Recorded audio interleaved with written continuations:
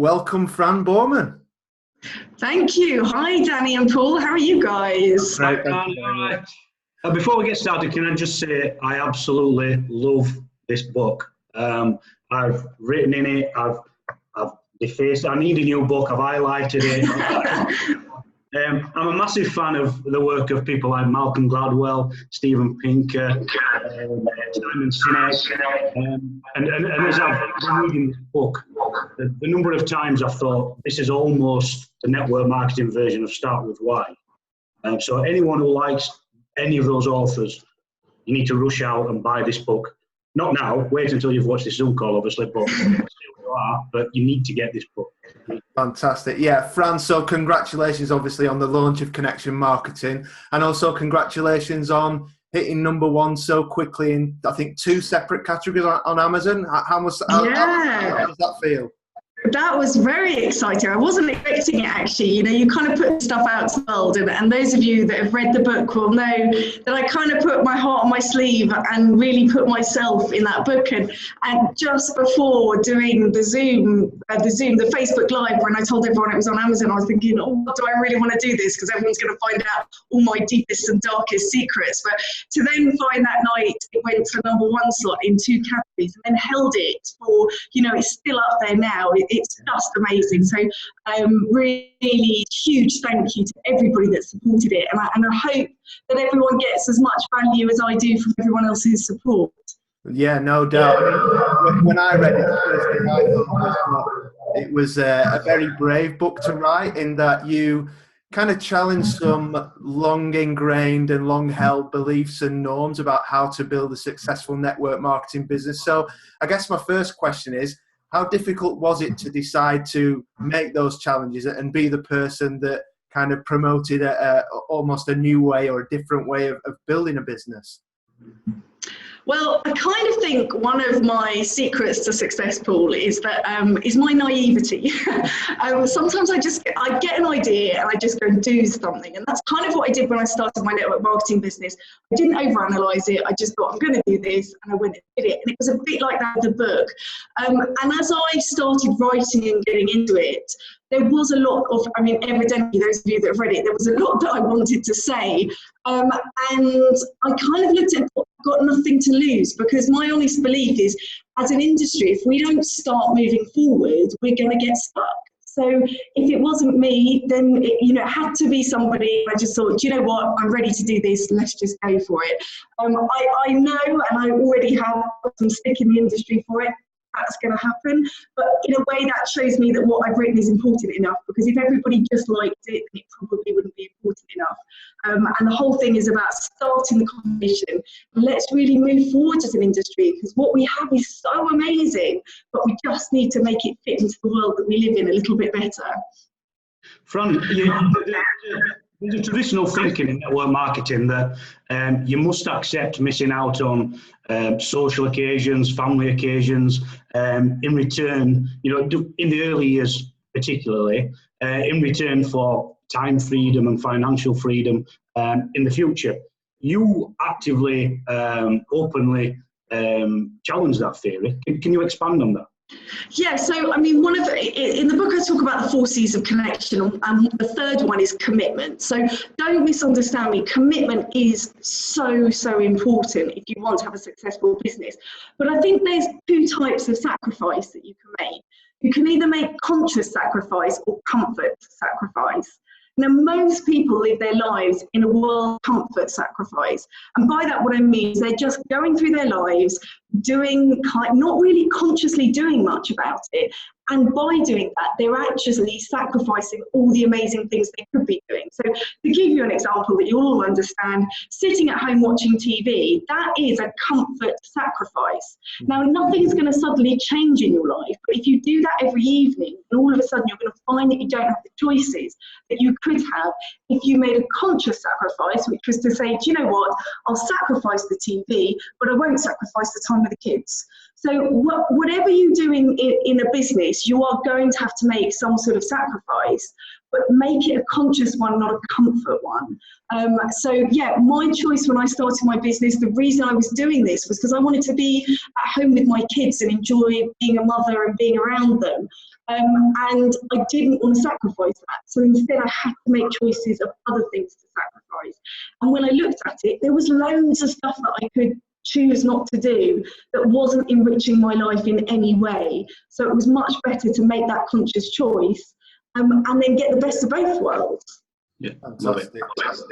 Sam, it's a really one thing that kind of differentiates your book from a lot of the others in what I think is quite a bloated genre in the network marketing category is how well researched it is. I mean, you reference and research many social and cultural trends and modern ways of thinking. So when did it first occur to you that maybe us guys in network marketing weren't working in a way that aligned with those cultural and social shifts?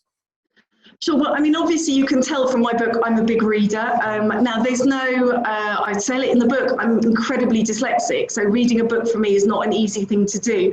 But again, it's one of those conscious sacrifices I make to do it because I believe that's where you get lots of ideas. But I've always been a big believer that if you look too insular, you're never going to find the answers. And one thing that I noticed several years ago was I was having some meetings with our company directors and different people, and we were looking for solutions to problems, but we were only looking not even within our industry, but within our company.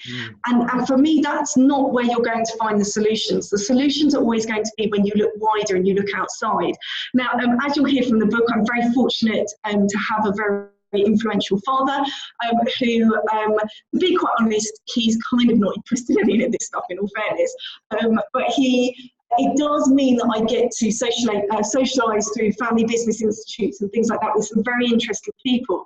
And so I take it upon myself to make that effort to go out there and start researching things and looking at areas and watching TED Talks and reading. I don't, interestingly, one of the things I sacrificed was news. I don't have radio, TV or paper news in my home or in my car, but that doesn't mean I don't look at what's going on in the world, but I look at not what the media are feeding us. I look at actually what I'm interested in, what's happening in the business world, who's got new ideas. And I think it was that deciding to let's go look outside. And then also to an extent when I started unpacking what was in my head and why I was having success, I was looking for ways to, I suppose, edify that and make sure that it wasn't just me doing this weird stuff.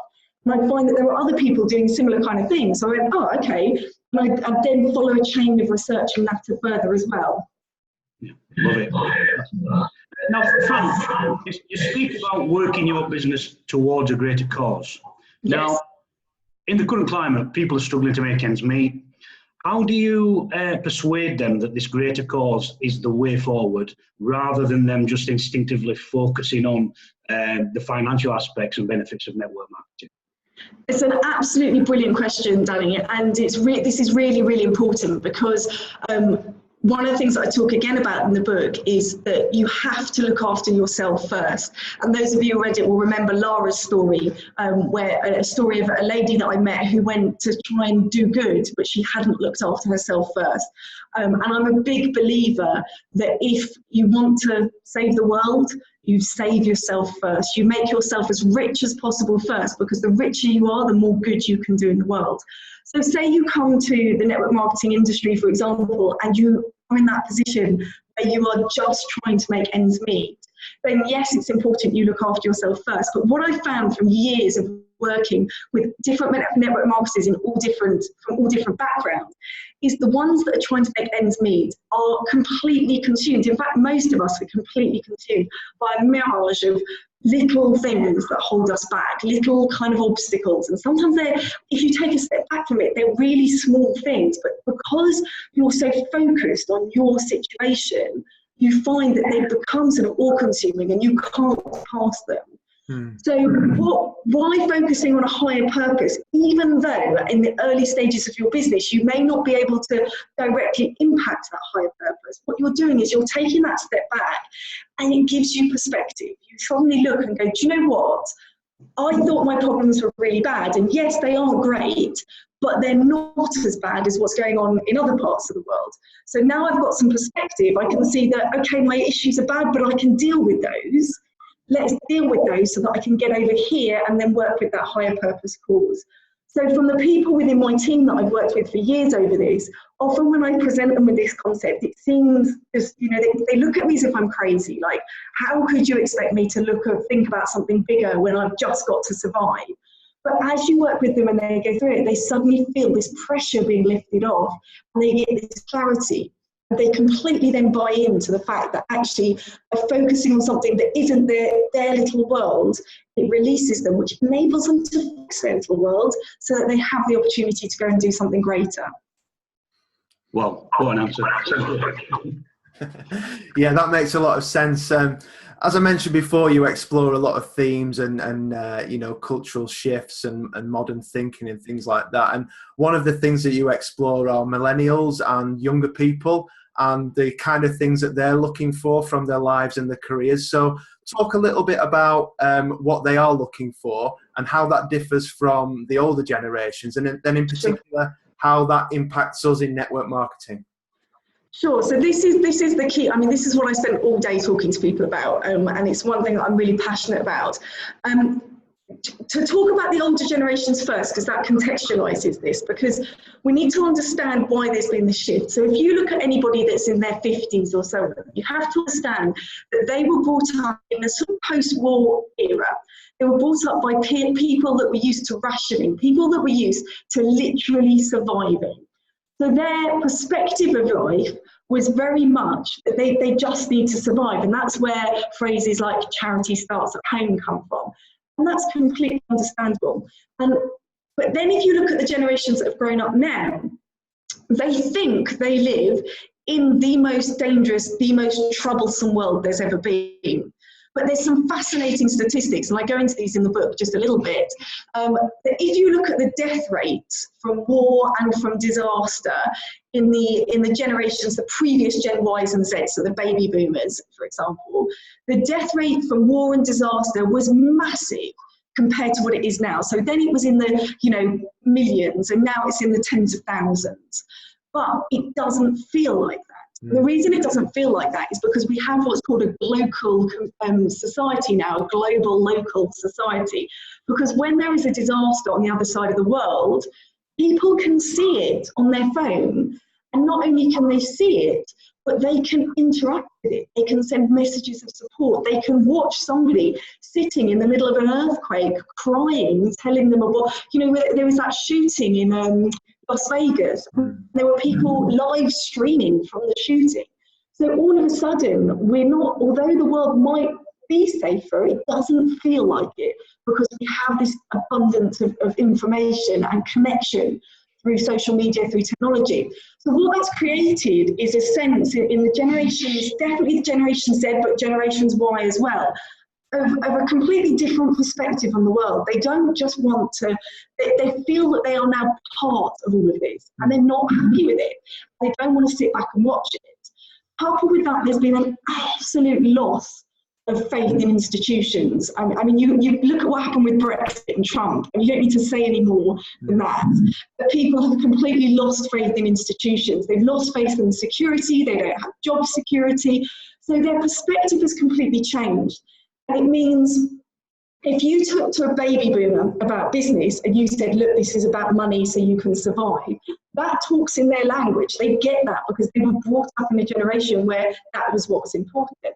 But if you talk to Gen Y and Gen Z, they don't really give a monkeys because they're thinking, do you know what, I might get killed tomorrow, or they're thinking, I'm probably going to get fired from my job tomorrow anyway, so it doesn't really matter. So their whole mindset is completely different. So if you say to them, oh, this will give you some security so you can have a pension, they're sitting there going, sod a pension, I just want to live my life and have a bit of fun whilst I'm here. So that's why we need to change what we're saying to them. And actually what we've got with network marketing is the most phenomenal business model that enables them to achieve what they want to achieve. They can have flexible earnings, they can have their own business. Study after millennials show that they want to be their own bosses, they want to have their own businesses, and most importantly, they want to change the world. That is the Gen Z specifically, that's what they want to do. They're not drinking, they're not smoking, they're all vegans. It's a big generalisation, obviously, but they want to change the world. So we need to start talking in their language. Otherwise, we're going to have an aging industry that just doesn't move forwards. Yeah, when you put it like that, it's fairly easy, that the information is there all around us, but until you kind of qualify it, it's only then that you realise that that is actually what's going on. So that makes a lot of sense. You mentioned flexible just a couple of minutes ago, and in the book you propose that that's one of the things that people join network marketing for, as well as a sense of fulfillment and belonging. So talk a little bit about the flexible money is obviously easy to understand, but talk a little bit about the ideas of belonging and fulfillment, and then maybe tell us about how the changes that occurred in your own business when you took into account those things. Sure. So the way I kind of discovered this was in kind of my crazy brain.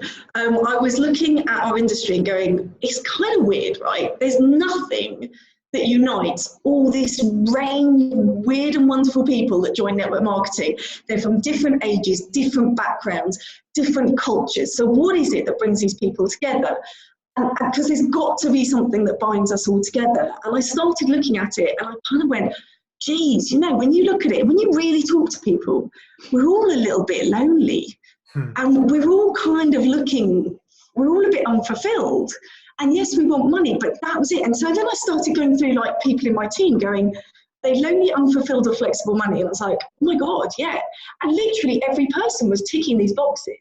And then I went through leaders in our industry. And again, sometimes it's easier to see this when you see what happens when they've got a lack of it. So, I make a little bit of a joke of this in the book, but you've all seen the people that want the belonging in our business. They're the ones that are at every event, fully attired in company logos, and they're so committed, and they're almost not even that interested in the business, because actually what they want is the community and the belonging. So it was understanding that that was what united us. And the fascinating thing about this is, since developing this model of money, belonging, and fulfillment, so I'm late in the evening, money, belonging, and fulfillment is actually, it's kind of not just for our industry, it is relevant to kind of every area of life. And as some of you all know from Facebook, I've just been invited to go and speak at Barclays Global Women's Summit. And that was because they saw that model and they were like, yeah, that's kind of like our staff as well. So it's kind of a really interesting little model. So yeah, once I started to understand this, I realised that the way I communicated had to change, because I also understood that that was what was motivating me. And if I wasn't getting the sense of belonging, if I wasn't getting the fulfillment, my passion was kind of going to dry up. So I started looking at where to get that. I'm going a bit on a tangent here, but when I first started looking for that, I started looking to the company, and for fulfillment, I was looking for the company for that and for belonging, so looking for recognition and so on. And that's okay, but that actually isn't the place where you find the real deep meaning, fulfillment and belonging. And where you find that is in your team. And that's what network marketing has to offer that no other industry has, is this amazing team. We call our team a family because we're like a kind of weird dysfunctional family, but we all come together and we care and love for each other. And the fulfillment and belonging that comes from that is absolutely invaluable. So yeah, once I started understanding that, I then had to start communicating that when I was out prospecting. So yes, people understand money. So you have to still talk about the money story. You have to have your stop why about why you're doing this so that people understand that. That's really important. But then you also then need to start trying to gradually introduce people to the fact that it's more than just money. And so again, partly through my cause, I started demonstrating quite publicly that there was more to this business than just money. But also then when I talk to people, I would tell them about how we worked as a family, we did these things together, we got recognition, but that recognition sometimes came just from supporting each other and all these kind of things. And all of a sudden you found people that were maybe sitting on the fence were joining, but also when they joined, they were joining at the right level because they weren't just joining for money. They understood that they needed to be part of this, and that it was about more than just turning up and getting some money and buggering off again. And that's when I started to get the real committed and devoted team members that drove our momentum in our team further and further forward. Fantastic. Awesome. Genius. Now, Fran, you tell us in the book how to build your belief in your own particular business, you built an absolutely enormous list of benefits that your company had. Now, I remember seeing this list a few years ago, and it absolutely blew me away. Now, would you recommend that everyone out there did something similar with their business to build their own belief? Yeah, brilliant question, Danny. Yeah, I mean, I did this on one of our company conventions. I got up on stage and I showed a list of 204 benefits that I'd written out about our company. And the funny thing was, everybody started saying, can I have a copy? And I started saying, no, you can't. Not because I didn't want to share it with them, but because the value wasn't in the list, the value was in writing the list.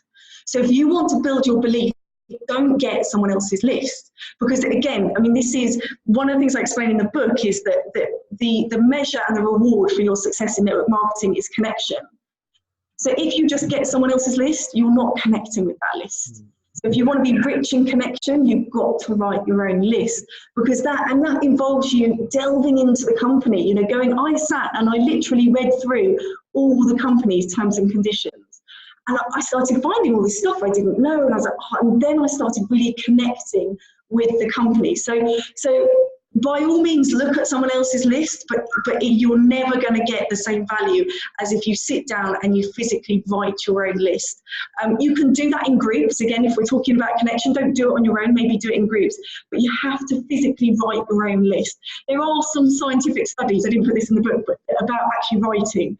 I love to type, but also sometimes handwriting stuff as well. There's connections between the movements of the hands and the brain that sends it more into the brain. So yeah, you know, if you're looking for a way to build your belief, number one thing you can do is sit down for an hour, open a bottle of wine, get some food, get some friends in the business round, and just all start writing your own lists, and you'll find that your belief builds and builds.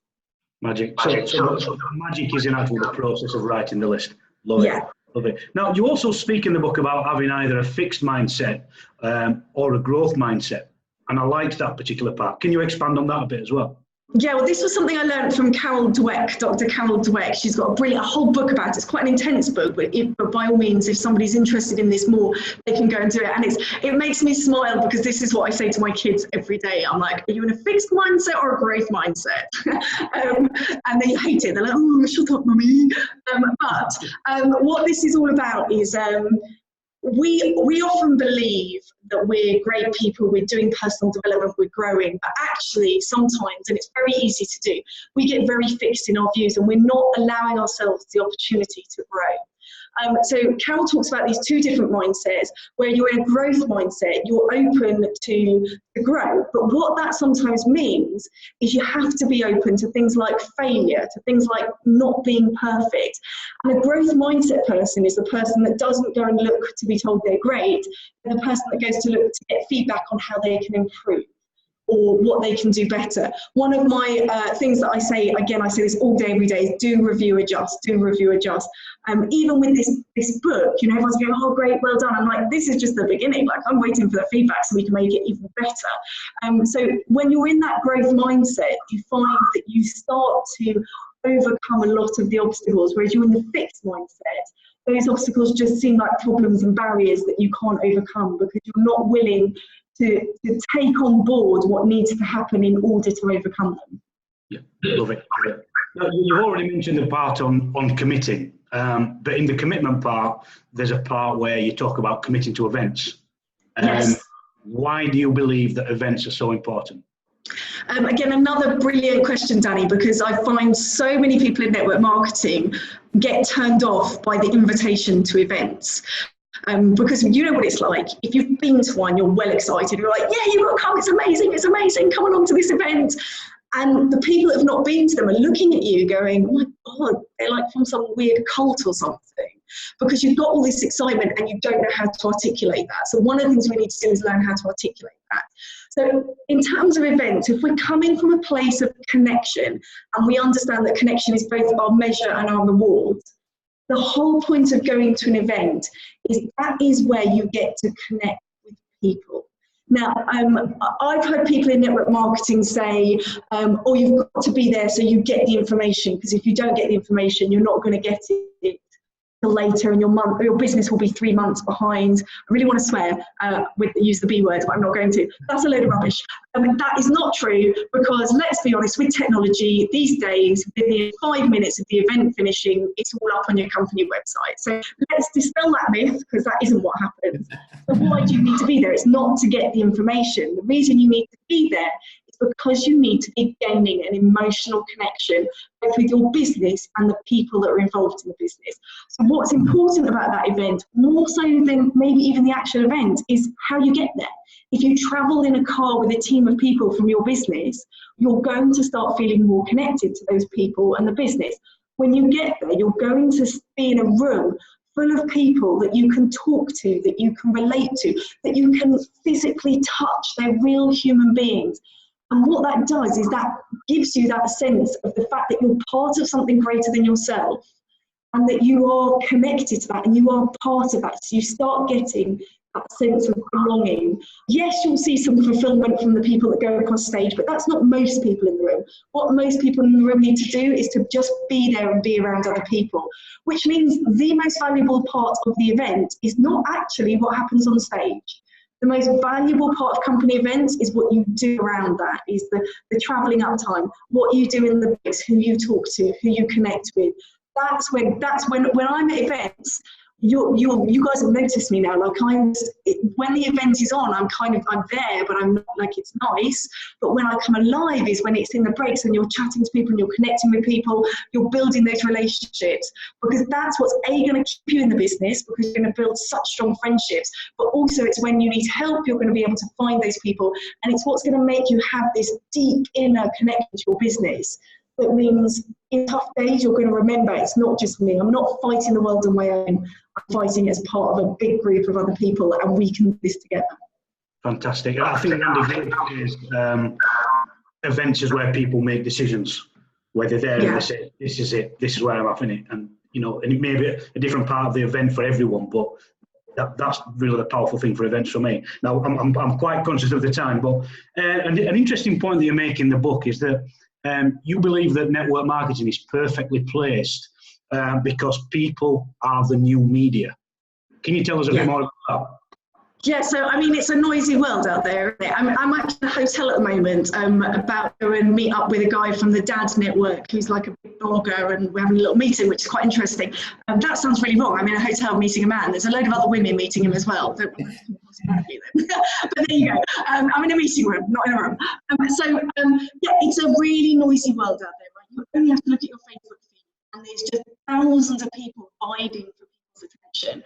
And you turn the news. I mean, who knows what even TV channel you should watch these days? There's so many of them. So there's so much noise out there. And as network marketers, we need to stop adding to that noise. If we just follow placing Facebook ads, and when I say ads, I mean like us, it's not actually an ad, it's us saying, oh, come buy this or come try this. You're just adding to the noise. But what we do have, which the big corporates and all the other companies don't have, is real human beings, right? We have you and me and all of us on this call. We're real humans, and that's where our power is. Our power is in the fact that we have real human connection. And when you start measuring your business on that, and you start running your business by that, you start cutting through that noise. Because how often is it that people they get bombarded with this information? How often is it that they actually build a relationship with somebody from a company that offers them a product or service? And that's our real power. So we become the media. Now that people in the new media is actually a quote taken from a great book called Something is the New Cool. People are the New Cool, something like that. It's a really cool book. It's orange cover, love it. And the guys' names are really long and I can never say them, so I shall forget that, but it's referenced in the book. And they talk about how people are the new media. It's proven. I've got a good friend that works in branding, and she's one of the kind of global experts in branding. And she said all the problems for the big corporates at the moment is they're trying all this advertising, they're spending all this money on advertising, and very little is coming back because people are just switched off from it. They're just not interested in it anymore. So people need something that cuts through that noise. We must be very conscious we don't add to that noise.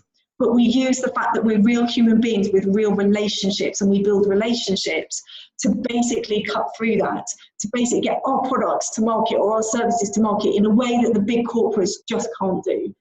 Genius, love it. Now, literally 1 minute answer if you can, but I think when you read a book sometimes, people get a different message from it. The message that I get is that to be a success in your business, possibly in any business really, you have to find a way to fall in love with what you do. Would you agree? 100%, yeah. If you don't love it, I hate to say it, find something else. But don't forget that all business is not about the product or service. It's about people. So you've got to learn to love people. And even if you're one of those characters that finds it difficult with people, you've got to find a way to love working with people. I know I'll try not to blabber on too much, but my dad, massively successful, hates people. But he's found a way to love people. He just went on a trip to India, and he says, I'm really looking forward to it, but not to the culture or the people. I'm like, oh my God, Dad, you're so going to the wrong country. Funny enough, he didn't really enjoy it, but there you go. Another story. But you've got to love people. All business is about people. So whatever your product or service, if you find that you're not loving what you're doing, go back to loving the people. Go back to enjoying being around the people, to connecting with people that you want to connect with. Because that's when you're going to find your fulfillment that you're not going to find if, for example, if you're not loving what you're doing at the time. Brilliant. Fantastic. So sadly, we're coming to the end of our time tonight, Fran. So I know that you've got an event coming up in the next few days. So if you want to spend the next 30 seconds or so telling us a little bit about that and where the best place to get the book is, please. Sure, yeah, so on anyone that lives down Kent, Sussex way, I was offered a bit of sponsorship to do a book launch, and I thought, oh, that's a bit egotistical, I'm not going to do that. So instead I thought I was just going to throw it as a massive free open networking event that is happening in Tunbridge Wells or Tunbridge area on Sunday night. It's Mother's Day, but it's at the end of the evening, so all your mums out there, come and celebrate with us. So that's this Sunday. But also, I haven't told Danny and Paul about this, because I've had so many people wanting to know more about this.